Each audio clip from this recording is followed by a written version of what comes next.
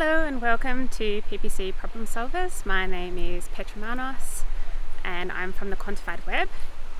Now today is actually Cyber Monday and I thought I'd go for a walk after a really busy last week or so. I'm actually down at my local river. So we've got a river at the end of our street, so I thought I'd go for a walk down there. So if you hear frogs and water rushing past, that's the reason why. Anyway, so by the time you guys get this video, Black Friday, Cyber Monday, all of that will have been well past. But there's always going to be another promotional period.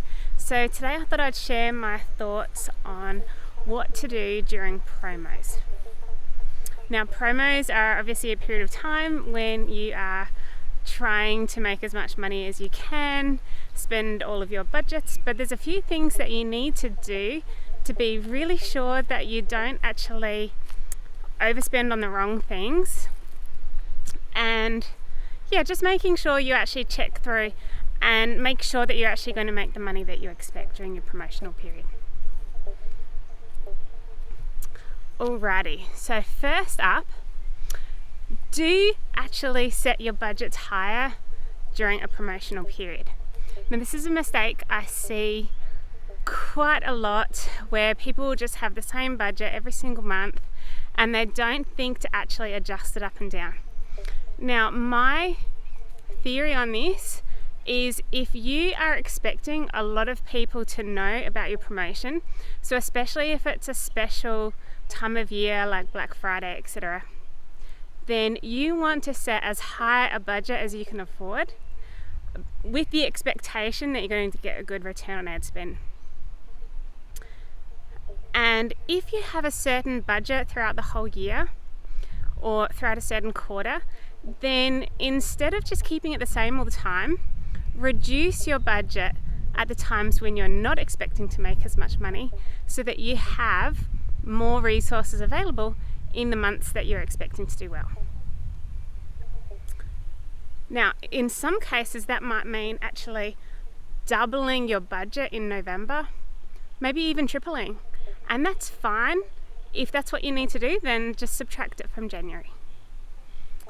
Alrighty, now the next thing that I want to make sure that you don't do, because this is definitely a problem if you do, is I want to make sure that you don't reduce your return on ad spend targets too low. Australian flies. Alrighty, now if you have return on ad spend targets on your ads, or on your campaigns I should say, which I hope that you do, then please make sure that you keep them relatively high and don't reduce them too low during this time of year.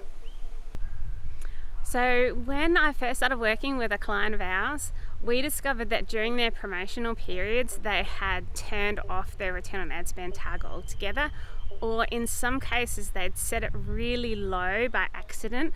What they didn't realize is that if they wanted a 13 times return on ad spend, if you set 13 into the return on ad spend target, what it actually means is like 0.13%, as in close to nothing. And so if you wanted 13 times return on ad spend, you actually have to set 1300. So 1300 is the correct target to put in. Now, if you have your return on ad spend targets too low and you have your budget high, then what will happen is Google Ads will just spend your budget on just anything really. It won't have any quality targets in place because you've essentially told Google Ads that you're happy to spend as much budget as you can without any return on ad spend. So your ads will just show up every place that's not relevant. It'll show to the wrong people.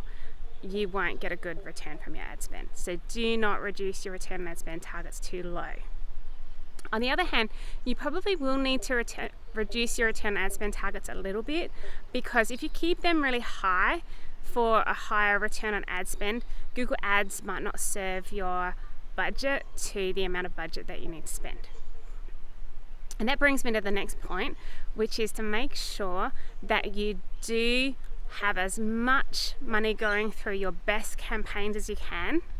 And so if you have your campaigns segmented out into different categories or different return on ad spend targets, or different types of copy, keywords, etc., which hopefully you do, then the next thing you'll need to do is make sure that whatever the combinations are that's working the best, those campaigns can spend.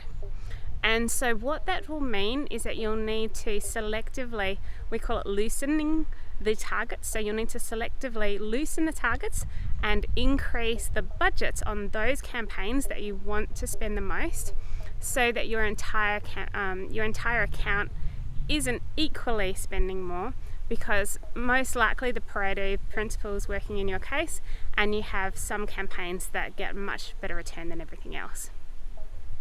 Just be careful again, like I said, not to reduce the targets too much on those best campaigns, otherwise they might not be your best anymore. But do make sure that those particular ones are the ones that you're loosening and increasing the budgets for. And finally, make lots of money during your promotions. Actually, no, there is one more point on that. On the topic of making money, you will want to make sure that your margins that you have, in terms of when you subtract your discount from your price, that the amount that you're spending on your ads is going to cover that. Obviously you want to make a profit during your promotional period and not a loss, but I'm hoping you've already done the maths on that and you know that's going to be profitable for you. Now I just thought of one more thing. So I've moved location and in a different spot but yes, one more thing that you want to consider is not to target branded ads too much during a promotional period. Yes, you'll have people coming in through your branded ads, and yes, you want to convert them, but during a promotional period, do try your best to get new customers coming in. Now, if you're running Performance Max campaigns, there is a setting that can let you bring in new customers primarily, and also Adelaide wind.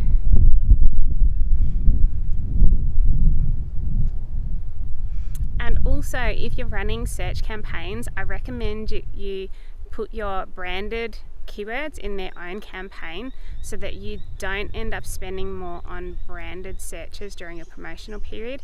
It's super important to getting new customers when you're running promotions, because really the idea behind the promotions is to get new customers on board so that you can make profits in the future.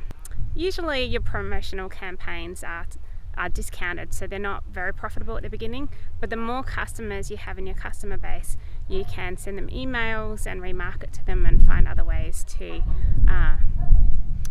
increase sales down the line. Alrighty, I better go before this wind is getting the better of me. Alrighty, well, not so much a problem this time, but some things to do and not to do. And the wind is picking up. And I hope you can take that advice and make lots of money in your next promotion. Now, if you would like to see more of our videos, we are the Quantified Web.